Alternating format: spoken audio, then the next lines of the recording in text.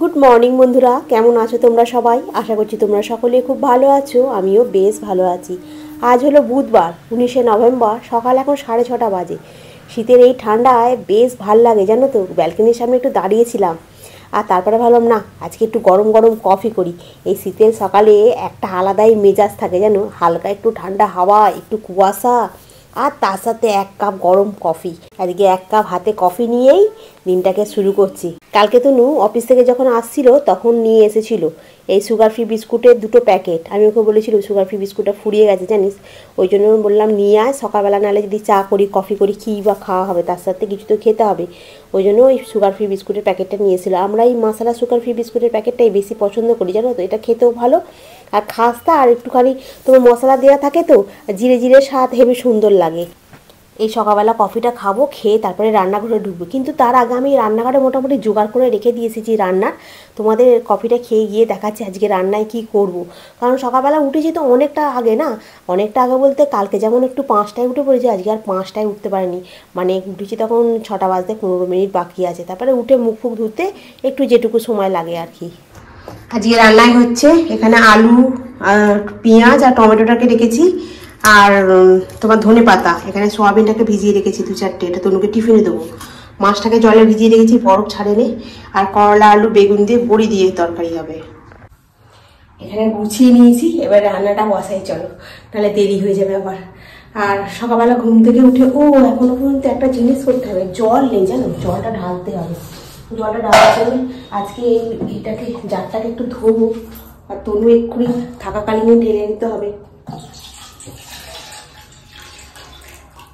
কারণ তনু না ওই এটা ধরে, ওই এইটাকে চেপে ধরে, আর আমি ডামটাকে উল্টাই। নাহলে আমি এটার মধ্যে ডামটাকে যদি উল্টাতে যাই তাহলে এটা সিট কেটে যাবে, তাহলে জলটা পড়ে যাবে। ওই জন্য বলি তুই এটাকে চেপে ধর, আমি ডামটাকে ঢালি উল্টে। চলো আমি এই কাজগুলো করে নিই সকাল সকাল, ঠিক আছে? সকালবেলা রান্না করতে হয় ঠিক কথা, কিন্তু রান্নার সাথে সাথে কিছু কাজও থাকে জানো তো, যেগুলো আবার না করে নিলে মানে পরে গিয়ে আর এটা হয় না। আর কি বলতো, এখন তনু যেহেতু আছে, জলটা তো আমাকে ঢালতে হবে না, আর আমি একা না ঢালতে পারবো না জানো তো। এটা ওই একটা টুলের উপরে বসিয়ে তার উপরে আবার জলটা ঢালতে গিয়ে যদি পিছলে পড়ে যায় তাহলে পুরো একদম জলটা নষ্ট হয়ে যাবে, তারপরে মোছো কাজ বেড়ে যাবে। এই না, আগে একটু ধুয়ে পরিষ্কার করে নিয়ে জানিস তনু, ওই তারপরে আমি বরঞ্চ এটার জলটা ঢালবি বললো, তাহলে করে নাও। আর এই জারটা মাঝে মধ্যে একটু ধুয়ে পরিষ্কার করে দিই। এমনি কিন্তু জারের ভেতরে যে এক সময় হয় না একটু হওয়ার করে, ওই সব কিছু হয়নি। এখানে তো ফিল্টার জল তো, এতে মানে ওরকম কিছু প্রবলেম হয়নি। বেশ এমনি জলটা খুব ভালো দেয় জানো। আর এই মাছটাতে একটুখানি নুন হলুদ মাখিয়ে নিয়ে মাছটা একটু ঝাল করবো আজকে। আজকে আর ওই সর্ষে টর্ষে দিয়ে করবো না জানো, আজকে সামান্য একটুখানি কালো জিরে ফোড়ন দিচ্ছি, আর সামান্য একটুখানি আদা রসুনটা বেটে নিয়েছি একেবারে। ওই তোমার সোয়াবিন রান্না করব সেই জন্য, আর তার সাথে মাছের ঝালটাতে অল্প করে একটু দিলাম। আজকে করলা তরকারিটা খুব ভালো হয়েছে, তোমাদের রেসিপিটা একটু শেয়ার করবো জানো। আর এই মাছের ঝালটা দিয়ে ভাতটাও খাবো, কারণ শুধু করলা দিয়ে আবার খেয়ে উঠতে নেই বলে জানো তো। ওই জন্য মাছের ঝাল তার সঙ্গে করলে বেশ ভালোই লাগবে খেতে। আর একটুখানি সস দিয়ে দিলাম, দিয়ে ভালো করে একটুখানি ঘুরিয়ে বেশ কষাটা যেমন হয় আর কি, মশলা তো নাহলে আবার কাঁচা গন্ধ বেরোবে, ভালো করে একটুখানি মোটামুটি কষিয়ে নিলাম, নিয়ে একটু জল ঢেলে মাছটা দিয়ে একটু ফুটিয়ে নিলেই মাছের ঝাল রেডি হয়ে যাবে। আর এখন তো ধনেপাতার সিজন জানোই তো, ধনেপাতার সিজনে একটুখানি যদি ধনেপাতা উপর থেকে দিয়ে দেওয়া যায়, ব্যাস আর কি চাই। আর মাছগুলো দিয়ে একটু ফুটিয়ে নাও। আর এইসব কাতলা মাছ কি বলো তো, সর্ষে বাটা একটু আদা রসুন দিয়ে কিংবা শুধু পেঁয়াজ দিয়ে টমেটো দিয়েও যদি ঝাল করো না, বেশ ভালো খেতে হয় জানো। আর পেঁয়াজ টমেটো দিয়ে ঝাল করলে আমার খুব ভালো লাগে, বা তনু খাবে কি খাবে না, ওই জন্য আমি করিনি। একদিন তোমাদের সঙ্গে শেয়ার করবো, শুধু পেঁয়াজ আর টমেটো দিয়ে সামান্য একটু জিরে দিয়ে আর লঙ্কা হলুদ দিয়ে খুব ভালো ঝাল হয় খেতে জানো। যাই হোক, মাছের ঝালটা করে নেওয়ার পরে সাথে সাথেই রান্না বসিয়ে দিতে হচ্ছে, কি করব, নাহলে তো দেরি হয়ে যাবে। কড়াতে একটুখানি কালো জিরে ফোড়ন দিয়ে, এই কালো জিরে বলছি দেখো, খালি ওই 5 ফোড়ন দিয়ে, আর তোমার এটা দিয়ে দিলাম, কড়াটা দিয়ে দিলাম। কড়াটা ভালো করে ভেজে নেবো, ভেজে নিয়ে ওর মধ্যে একটুখানি আলু আর বেগুন ওটাও দিয়ে দেবো। আর বড়িটাকে ভেজে আলাদা করে তুলে রেখে দিয়েছি। আর এই করলা আলু বেগুন দিয়ে বড়ি দিয়ে তরকারি খেতে না খুব ভালো লাগে গো। তনু আগে খেত না, আগে প্রথমেই বলতো না খাবো না, নাক ঘোরাতো, কিন্তু আজকে খেয়ে বলছে আমাকে রুটি দিয়েও দাও, আমি এটা রুটি দিয়েও নিয়ে যাবো। রুটি দিয়ে কিন্তু আমি করে দিয়েছি আজকে ওকে, সোয়াবিনের তরকারি করেছি, কিন্তু আবার করলার তরকারিটাও নিয়ে গেল, ভাত দিয়েও খেয়ে গেল, রুটি দিয়েও নিয়ে গেল। আমি বরঞ্চ বলছিলাম মাছের ঝালটা দিয়ে ওকে রাস্তায় এখন ভাত মেখে খাওয়াচ্ছি, আমাকে বলছে আরেকটুখানি করলার তরকারিটা দাও না, মাছের ঝালটা এখনই মাগলে কেন। হ্যাঁ আমি আচ্ছা ঠিক আছে, আমি বরঞ্চ একটুখানি রেখে দেবো ফ্রিজে, তুই পরের দিনকে আবার খাসক্ষণ। বলছে ঠিক আছে, করলার তরকারিটা ওর আবার খুব ভালো লেগেছে খেতে।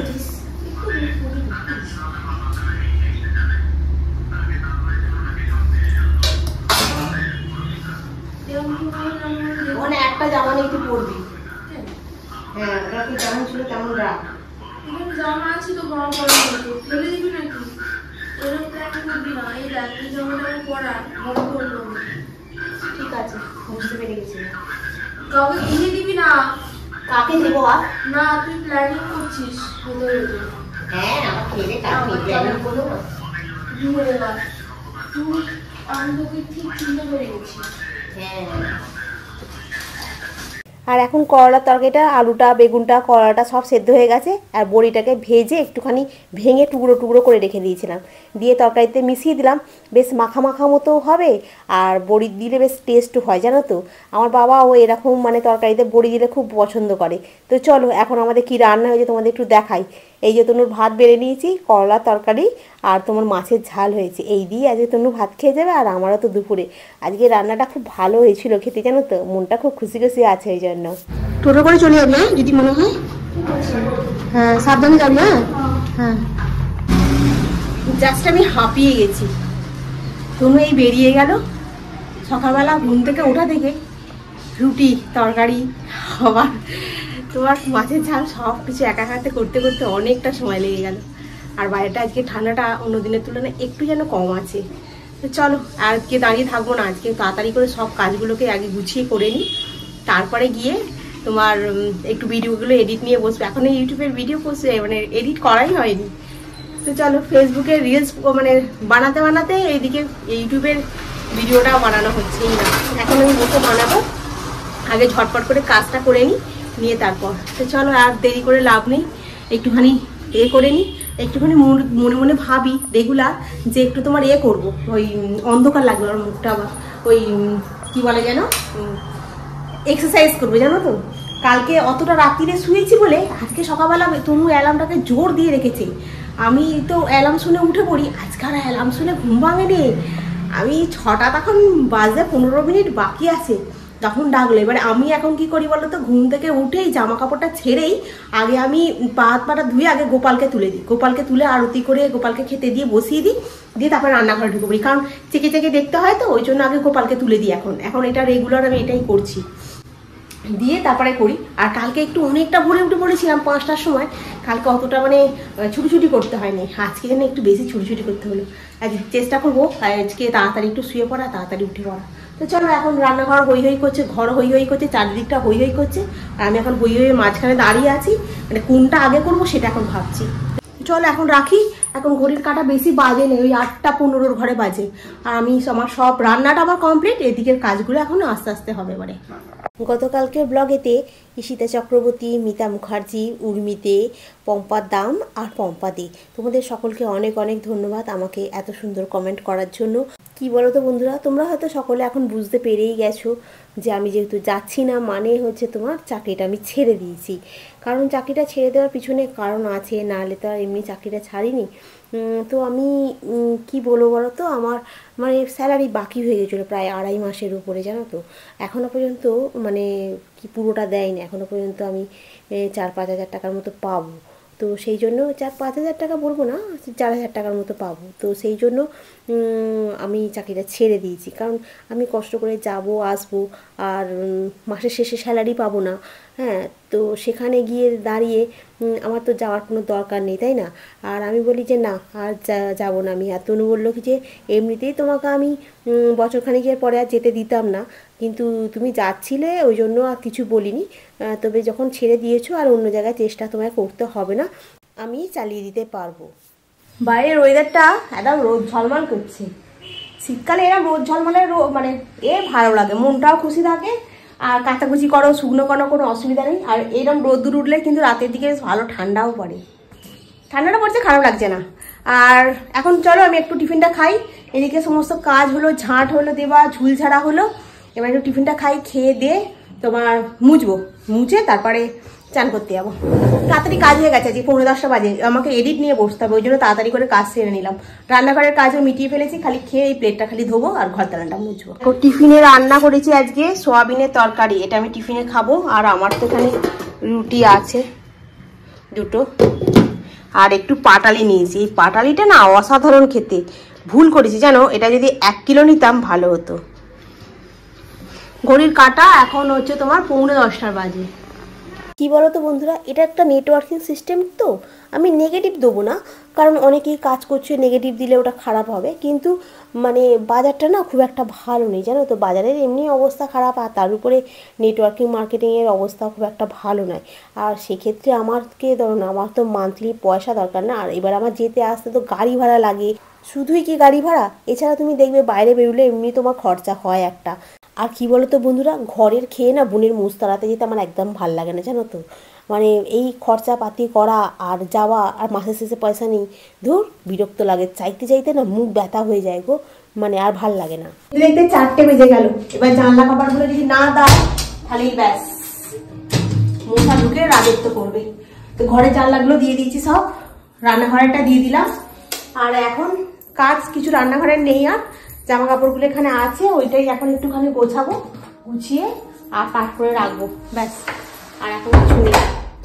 আর কি একটা বলতে গেলাম, ভুলে গেছি। তো চলো আমি এখন জামা কাপড়গুলো একটুখানি গুছিয়ে নিয়ে তারপরে আবার সন্ধ্যেবেলা সন্ধ্যে দেবো। দেখতে দেখতে তো 4টে বেজেই গেল, আজকে আর শোবো না, আজকে শুলে আর মানে উঠতে উঠতে সেই 6টা বেজে যাবে, আর উঠে সে গা ম্যাচ করবে, আর ভালো লাগবে না। আর শীতের তো একবার লেপের তলায় বলো চাদরের তলায় ঢুকে বললে কি বলো তো, মানে শরীরটা কেমন একটা হয়ে যায়। আর আমার এইভাবে ফোনটা ধরে থাকলে না, আমার হাতের এই যে দেখো এই দুটো বিউটি স্পট, এই বিউটি স্পটগুলো একদম এমনভাবে হয়ে আছে, কবে সেই ফোসকা পড়েছে দেখো, এখনো পর্যন্ত দাগ মেলাচ্ছেই না, বিউটি স্পট হয়ে গেছে একদম হাতেতে, কি বলবে বলো তো। তো চলো এখন আমি এই জামা কাপড়গুলো গোছাই, ওই একটু ফোনটা চালাবো, চালিয়ে একটু দেখতে দেখতে ঝটপট করে গুছিয়ে ফেলবো। কি বলো তো বন্ধুরা, আমি সবসময় ভগবানের উপরে বিশ্বাস রাখি, আমি জানি ভগবান একটা দরজা বন্ধ করলে ঠিক আর একটা দরজা খুলে দেয়, হয়তো আমার এইটা এই পর্যন্তই ছিল, সেই জন্যই হয়তো ভগবান বলেছে না এরপরে তোর আর ওখানে যাওয়ার দরকার নেই, এরপরে হয়তো তোর বিপদ আছে, সেই জন্যই হয়তো বন্ধ করে দিয়েছে। তো আর একটা দরজা নিশ্চয়ই ভগবান খুলে দিয়েছে, একটা দরজা তো তনুর দিক থেকে খুলেছে, আর একটা দরজা হয়তো আমার এই ইউটিউব চ্যানেল বলো ফেসবুক চ্যানেল বলো হয়তো খুলে দেবে। হ্যাঁ, তখন আমি তো বাড়িতে বসে নেই একদম বেকার হয়ে, যে আমি কাজ করছি, হ্যাঁ এখান থেকে হয়তো আমার টাকা ইনকাম হচ্ছে না, কিন্তু আমি তো চেষ্টা করছি। আমি সবসময় নিজের উপরে বিশ্বাস রাখি আর ভগবানের উপরে বিশ্বাস করি, ভগবান যা করে সবসময় ভালোর জন্যই করে, আর যা হবে সেটা ভালোর জন্যই হবে, মানে ভগবান কারোর কোনোদিন তো ক্ষতি করে না, সবসময় ভালোর জন্যই মানুষের মানে করে, আর সৎ পথে আছি নিশ্চয়ই ভালো কিছু হবে।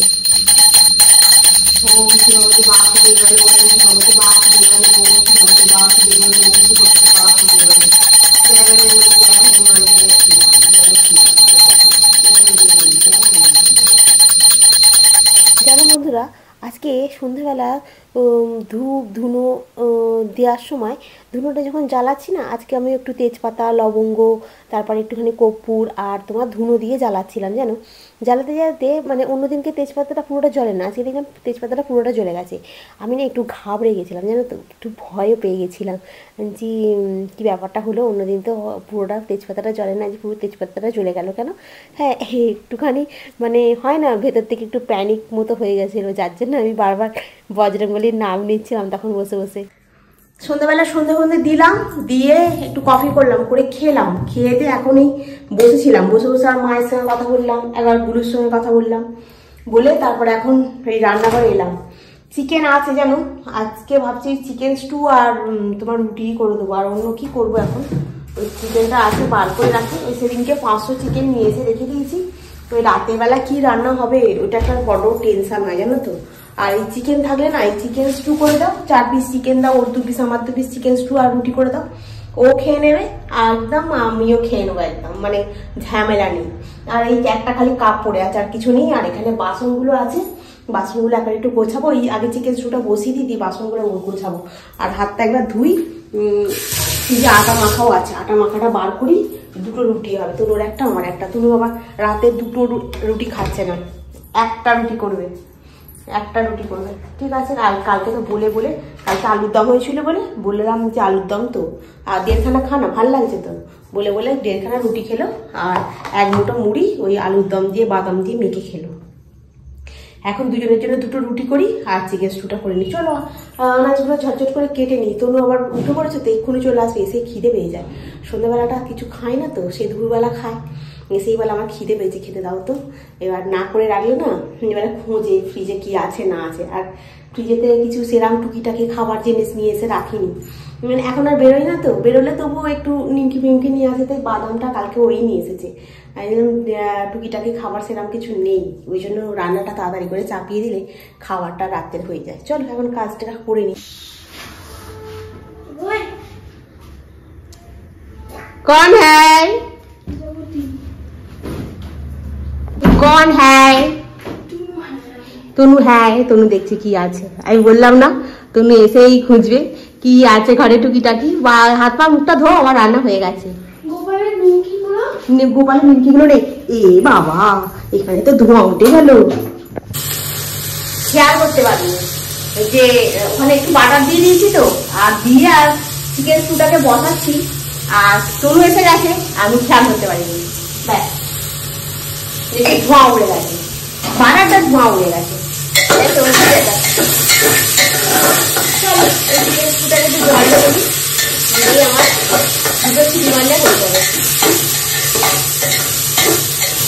রুটি হয়ে গেছে। সারাদিন আমি সব কাজ করি জানো তো, এই বোতল ভরতে আমার খুব বিরক্ত লাগে বসে বসে। তনুই বোতলগুলোকে ভরে, আর ও খালি আমাকে বলবে কি এত কাজ করো, তুমি জলের বোতলে জল কেন ভরে রাখো না? আমার ভালো লাগে না জানো তো, কিন্তু আজকে দেখছি একটা বোতলে জল নেই।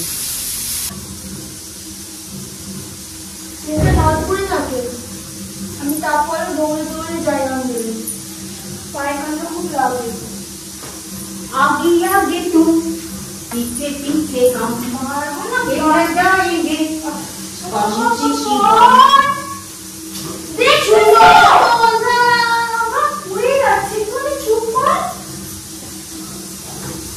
আমি জল ভরে দিলাম, আবার জল ভরছিস। এই তো বড় বড় বোতল, তুই কি একটা বোতলে অনেক দিন চলে যাবে।